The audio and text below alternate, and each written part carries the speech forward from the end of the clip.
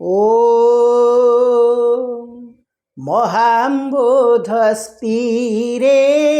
कनकरुचिरे नीलशिखरे बसन् प्रासादान्त सहज बलभद्रे न बलिना सुभद्रा मध्यस्थ सकल सुरसेवा बसरदो जगन्नाथ स्वामी नयन पथगामी भवतु मे जगन्नाथ स्वामी नयन पथगामी भवतु मे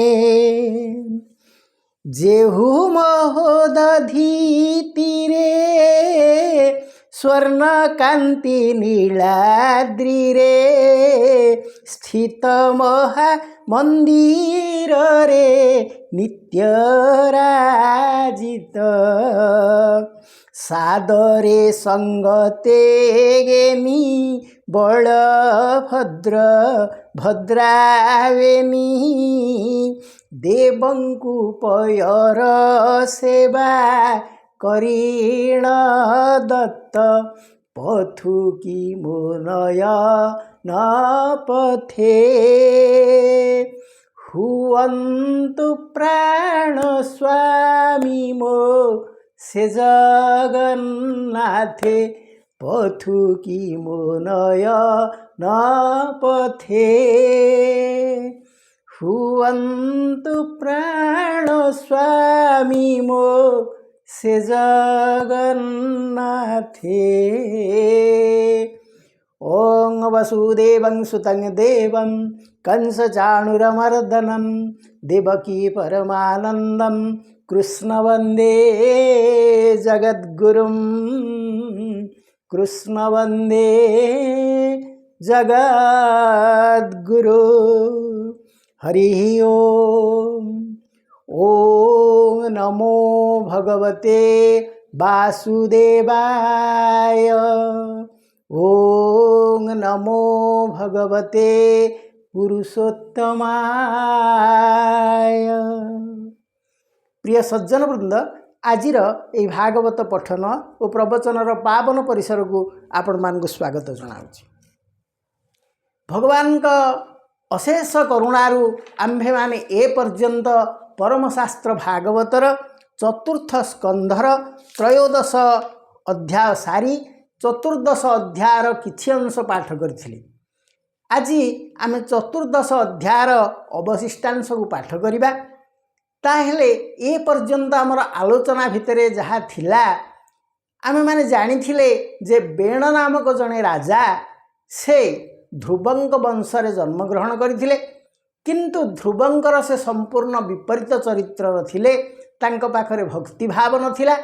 से जदिओ जने राजा थिले, राजगादी रे बसी थिले, किंतु तांकर आचरण उच्चारण समस्त किछि गर्व दंभ अभिमान भरा थिला। से कौनसी देवता को पूजा करिया पाई तांकर प्रजा मानक मना कर देथिले। से कहूथिले जे मु होउची देवता, मते ही पूजा करो, अन्य कौनसी देवता ठारे तुमर काम नाही।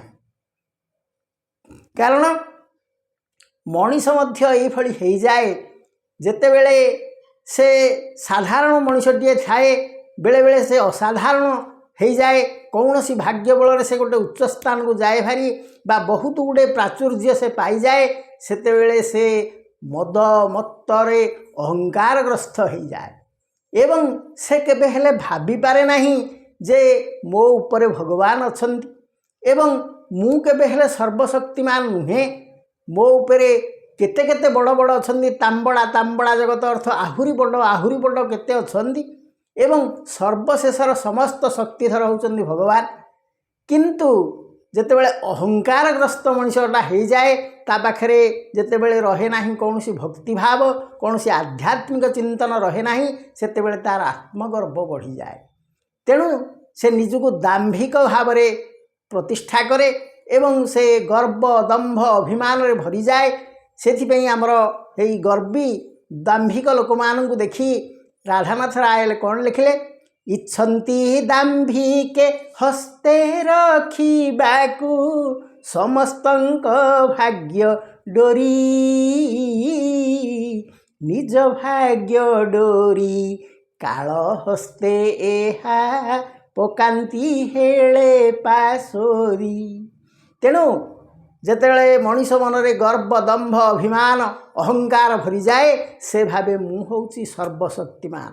ଭଗବାନ ଯେ ଅଛନ୍ତି ଏବଂ ତାଙ୍କ ହାତରେ ସମସ୍ତ ଜନ୍ମ, ମୃତ୍ୟୁ ଏବଂ ବିଭବ, ଐଶ୍ୱର୍ଯ୍ୟ ସବୁକିଛି ଦେବାବାଲା ସିଏ, ସେ ମଧ୍ୟ ଚାହିଁଲେ କେତେବେଳେ ମଣିଷକୁ ତାଙ୍କ ରାଜ୍ୟକୁ ଟାଣି ନେବେ, ତାର ମୃତ୍ୟୁ ହେଇଯିବ, ସେ କଥା ମଣିଷ ଚିନ୍ତା କରିପାରେ ନାହିଁ। ତେଣୁ ଏଇ ଯେଉଁ ବେଣ ଯେଉଁ ଅହଙ୍କାରଗ୍ରସ୍ତ ହେଲେ ତାର ଫଳାଫଳ କ'ଣ ହେବ କିଛି ସେ ବୁଝିଲେ ନାହିଁ। ତାଙ୍କୁ ମୁନିମାନେ, ଋଷିମାନେ ଯେତେ ବୁଝେଇଲେ ଯେ ଆପଣ ଲୋକମାନଙ୍କୁ, ଆପଣଙ୍କର ପ୍ରଜାମାନଙ୍କୁ ଟିକିଏ ଠାକୁରଙ୍କୁ ଭକ୍ତି କରିବାକୁ ଶିକ୍ଷା ଦିଅନ୍ତୁ, ସେମାନେ ଯଜ୍ଞ କରନ୍ତୁ। ନା ଯଜ୍ଞ ସେମାନେ ଯଦି କରିବେ ମୋ ନାଁରେ କରିବେ, ମୁଁ ସମସ୍ତ ଆବିର୍ଭାବ ପାଇବି, କାରଣ ମୁଁ ହେଉଛି ଦେବତା। ତେଣୁ ଏଭଳି ଅହଙ୍କାର ଦେଖି ତାଙ୍କର ତାପରେ କ'ଣ ସବୁ ଘଟିଛି ସେ ସମ୍ପର୍କରେ ଆମେ ଆଲୋଚନା କରିବା। ମୈତ୍ରେୟ ଉବାଚ ଏମନ୍ତ ବିପରୀତ ମତି ଭଜିଲା ପାଷାଣ୍ଡଙ୍କ ଗତି, ମୁନିଙ୍କ ଅନୁନୟ ବାଣୀ ନିଶ୍ଚେନ କଲା ନୃପମଣି, ସ୍ୱଭାବେ ଦୁଷ୍ଟ ଅନର୍ଗଳ ଆତ୍ମାକୁ କଲା ଅମଙ୍ଗଳ, ଏମନ୍ତ ମୁନିଙ୍କ ବଚନ ଅବଜ୍ଞା କଲା ଦିନୁ ଦିନ, ଆତ୍ମପଣ୍ଡିତ ମନେ କରେ ମୁନିଙ୍କ ବଚନ ନ ଧରେ, ମୁନିଏ ଦିନେ ଦିନେ ଆସି ଧର୍ମ କହନ୍ତି ପାଶେ ବସି, କେବେ ହେନ କଲା ବଚନ ମୁନିଙ୍କି କଲା ଅପମାନ, ତାହାର ଧର୍ମ ବିଶ୍ୱାସେ ମୁନିଙ୍କ ମନେ କୋପ ବସେ, ବୋଲନ୍ତି ଏ କୁଆରେ ଚାହିଁ ଏହା ଜୀବନେ କାର୍ଯ୍ୟ ନାହିଁ। ତେଣୁ ଯଦି ଜଣେ ଉଚ୍ଚ ସ୍ଥାନରେ ଥାଏ, ଯଦି ସେହି ଉଚ୍ଚ ସ୍ଥାନରେ ଥାଇ ସେ ନମ୍ର ଭାବ ପୋଷଣ କରେ, ତାହେଲେ ସେ ସର୍ବଜନ ପ୍ରିୟ ହୁଏ। କିନ୍ତୁ ସେ ଯଦି ଅହଙ୍କାରଗ୍ରସ୍ତ ହୋଇଯାଏ ଏବଂ କାହାକୁ ସାହାଯ୍ୟ କରେ ନାହିଁ, କାହାକୁ ଭଦ୍ରଭାବ ଦେଖାଏ ନାହିଁ, ତାହେଲେ ତାର ପତନ ଘଟିବା ନିଶ୍ଚିତ। ସେଇ କଥାକୁ ଯେତେବେଳେ ମୁନିମାନେ ତାକୁ ଟିକେ ଭଲ କଥା ବୁଝେଇଲେ ଯେ ତୁମେ ଟିକେ ଧର୍ମ କର, ପ୍ରଜା ମଙ୍ଗଳ କର ଏବଂ ଦେବତା ଭକ୍ତି କରିବା ପାଇଁ ପ୍ରଜାମାନଙ୍କୁ ଉତ୍ସାହିତ କର, ତାହା ବେଣ ଶୁଣିଲା ନାହିଁ। ତେଣୁ ବେଣ ଯେତେବେଳେ କଥା ଶୁଣିଲେ ନାହିଁ, ତାପରେ କ'ଣ ହେଲା? ମୁନିମାନେ ଚିନ୍ତା କଲେ, ବୋଲନ୍ତି ଏ କୁଆରେ ଚାହିଁ ଏହା ଜୀବନେ କାର୍ଯ୍ୟ ନାହିଁ, ଏହାର ଧର୍ମ ଆଚାରେ ପ୍ରଜାଏ ନାସିବେ ସଂସାରେ, ଅସାଧୁ ବୃତ୍ତି ଏହା ଦେହି ନୃପ ଆସନ ଯୋଗ୍ୟ ନୋହି, ଯେ ରାଜା ଲଜ୍ଜା ଦୂର କରି ନିନ୍ଦଇ ଯଜ୍ଞ ପତି ହରି, କେହେ ଆସ ହେ ଦେହ ବହି ବେଣକୁ ରାଜ ପଦେ ଥୋଇ। ତେଣୁ ସେ କହିଲେ ବେଣ ଯଦି ଭଗବାନଙ୍କୁ ନିନ୍ଦା କରୁଛି, ତାହେଲେ ତାକୁ ତ ଆଉ ଏ ଜୀବନରେ ରହିବାଟା ତାର ଠିକ୍ ନୁହେଁ। ତେଣୁ ଏମନ୍ତେ ବେଣ ନାଶ ପାଇ ମୁନିଏ ମହାକୋପ ବହି, ହୁଙ୍କାର କରି ବେଦ ବାଣେ ପ୍ରହାର କଲେ ବେଣ ପ୍ରାଣେ, ଅଚ୍ୟୁତ ନିନ୍ଦା ଫଳ ଥିଲା ତକ୍ଷଣେ ଦେହୁ ପ୍ରାଣ ଗଲା। ତେଣୁ ସମସ୍ତ ମୁନିମାନଙ୍କୁ ଯେତେବେଳେ ବେଣ ଅପମାନ କଲେ, ମୁନିମାନେ ବସିଲେ ଏବଂ ସେ ଚିନ୍ତା କଲେ, ନା ଇଏ ରାଜଗାଦି ସମ୍ଭାଳିବା ପାଇଁ ଇଏ ଯୋଗ୍ୟ ନୁହେଁ। କାରଣ କେବଳ ଯେ ଅହଙ୍କାର, ଅଭିମାନ, ଏହାକୁ ନେଇ ରାଜ୍ୟ ଶାସନ କରାଯାଏ ନାହିଁ।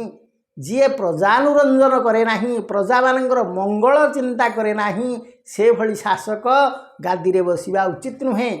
ତେଣୁ ସେମାନେ ମନ୍ତ୍ର ବଳରେ ହୁଙ୍କାର ମନ୍ତ୍ର ଉଚ୍ଚାରଣ କରି ତାର ପ୍ରାଣକୁ ନାଶ କଲେ। ତେଣୁ ଏମାନଙ୍କର ଯେଉଁ ମନ୍ତ୍ର ଉଚ୍ଚାରଣ ସହିତ ସେ ଯେଉଁ ଭଗବାନଙ୍କୁ ନିନ୍ଦା କରିଥିଲା, ତାର ପାପ ଭାର ତା ଦେହରେ ଥିଲା। ତେଣୁ ये दुईटी जाक मिसी तार जीवनटी नष्ट है। अच्युत निंदा फल थिला तक्षणे देहु प्राण गला बेण कुमारी विप्रगणे गले जे जाहार भुवने सुनिथा पुत्रर मरण देखि करई विचारण अवश्य एहार शरीरे पुत्र उपजीव संसारे होइबे प्रजा जने सुखी एते विचारी अश्रुमुखी तैल द्रोणी मध्ये थोई बेणर शरीर पाळई होम समय एक दिने सरस्वती रे विप्रजने निश्चिंते प्रात स्नान सारी होमे पूजिले नरहरि विष्णुर कथा गोष्ठी कले एमंत उत्पात देखिले सुख शुभई मुख राब घोष भये कंपन्ति दश दिश प्रजाए अनाथे आतुरे पलांति वन गिरिबरे मुनि चाहांती चारि दिगे धूଳି उड्डई वायु बेगे दुष्टे धामंती शस्त्र धरी डाकंती मार मार करी तांक चरण धूଳି बेगे आच्छादी उड़े दश दिगे दुष्टे लुटंती प्रजाधन अद्भुत शुभे घोर स्वन मुनिए प्रजा दुख देखी मने होइले गरु दुखी। तेबे बेणर मृत्यु होगला जेतेबेले तार पत्नी अति दुखित हैला एवं से तार स्वामीर शव को दाह न करी गोटे तैल कुंड मध्यरे ताकू रखिला एवं किछि दिन एहिपरि भाव में गड़ीगला। दिने मुनि माने से माने गंगा स्नान करने जाइथिले से स्नान सारी जितेबाला बाहर को आसुचन देखिले प्रजा मानक मध्य हाहाकार देखा देउछि कारण केतेक दस्यु तांको लुंठन करुचंदी एवं केतेक दुष्ट तांको अस्त्र शस्त्र द्वारा आघात करी कष्ट दउचंदी। तेणु ए सबु देखि से माने व्यथित हो गले। मुनि ए प्रजा दुख देखी मने होइले गरु दुखी तेणु से माने अतिशय दुखी हो गले। बोलंती कलु मंद कृत्य प्रजाए होइले अनाथ राजा नथिले प्रजा काहीं एमंत बोली दया वही बोलंती ब्राह्मण व्यवहार संसार पर उपकार समान दृष्टि जे ब्राह्मण शांति विवेक सुलक्षण जेबे से दुखींक कुशले हेलारे विचार न करे ता देखु तप तुच्छ जाए भग्न भाण्डरे क्षीर प्राय के बेहेनो हे से निरोध एमंत मणि शास्त्रवाद बोलंती अंग राजा वंशे धार्मिक राजा राजा धार्मिक विष्णुवंशे जनमी गोविंद आश्रये प्रजा पालने स्नेह बहे तार जीवन ए संसारे वर्तई पर उपकारे। तेणु मुनि ऋषि माने जेतेबेले ए दृश्य देखिले जे शत्रु माने एबा दुष्ट लोक माने प्रजा मानकु पीड़न करुचंती सेतेबेले से दुखित एवं मर्माहत हेले। से कहले आहा आमे राजाटाकू सिना मारिदेले मारिदेवा द्वारा लोक माने देखिले राज्य रे राजा नाही तेणु आमे एठी आमर मन इच्छा काम करिवा दुष्ट मानकर राजत्व बढ़ी जाइए। तेणु से माने चिंता कले जदि एंक वंश तो गोटे विष्णु वंश विष्णु को भल पाइबा वंश विष्णु भक्त वंश तेबे एई वंश रे कौन जड़े विष्णु भक्त जन्म ग्रहण करिपारिबो नाही। सेथिपई आमे देखि चेष्टा करिवा। एते विचारी विप्रवरे उरुमंथिले कुशभरे बाहुक नामे नरंसे अद्भुत होइला पुरुषे काकहु कृष्ण अंगतार नासिका हनु भयंकर हस्तचरण देह क्रूश ताम्रर प्राय मुंड केश अरुण विराजे लोचन भ्रुकुटी कुटिल बदन विप्रंग पादे शिर देई बोलई कि करिबी मुहि। तेणु जेतेबेले मुनि ऋषि माने चिंता कले आमे किछि गोटे करिबा। तेणु सेमाने कौन कले ना उरु मंथिले कुश सरे। तेणु जो कुश द्वारा तांकर जंघ को जेतेबेले से घसिले सेतेबेले गोटे पुरुष बाहरले जार ना होची बाहुक एवं से गोटे अद्भुत पुरुष पूरा कला त्रिपन्न पुरुषटीए से बाहरी पड़े एवं से मुनिमान को पचारे तांको नमस्कार ही पचारे मु आपणकर की सेवा करी। तार स्वरूप देखी मने विचार कले मुनि माने देख अद्भुत यह काए राज आसने यज्ञ नोहे।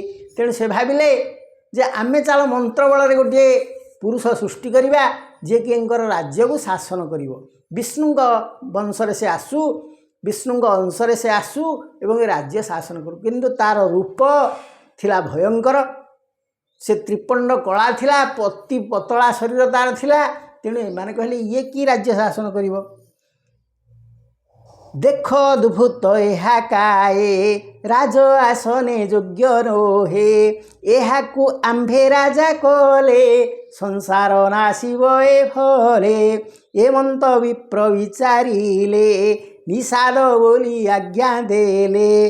तेणु विप्र माने कहिले ना ये किछि काम को नुह निषाद निषाद अर्थ बसी जाओ तुम्हें बस आ तुम्हें किसी काम ना। बोइले बने हुआ राजा गिरी कानने पाओ पूजा। कारण से माने ए पुरुष को तैयारी करथिले राजा हवा पाई। किंतु ये तो तार रूप गुण को से जहाँ लक्ष्य कले जे ये राजपद योग्य नुही। तेणु से कहले तुम ना है आज निषाद तुम्हें जाइंकरी से जंगल रे राजा हुओ। बोइले बने हुआ राजा गिरी कानने पाओ पूजा हेता तो विप्रंकर बोले तेणु से निषाद होइले ता वंश निषाद होइले गिरी कानन आश्रा कले। बेण देहरे पाप थिला निषाद रूपे बने गला बोलई दास जगन्नाथ भाषा प्रबंधे भागवत। तेणु बेणंक शरीर जो पाप थिला से पाप पुरुष गोटे सृष्टि है से जंगल को चलीगला एवं से निषाद रूप जंगल रहिला तार वंश ना मध्य निषाद है। तेणु बोलई दास जगन्नाथ भाषा प्रबंधे भागवत इति श्रीमद् भागवत महापुराणे पारमहंस्य संहितायां चतुर्थ स्कंधे पृथुचरिते निषादोत्पत्तिर्नाम 14 अध्याय। हरि ओम। हरि सर्वे भवन्तु सुखिनः सर्वे सन्तु निरामया सर्वे भद्राणि पश्यन्तु मा कश्चित् दुःखभाग् भवेत्। हरि ओम।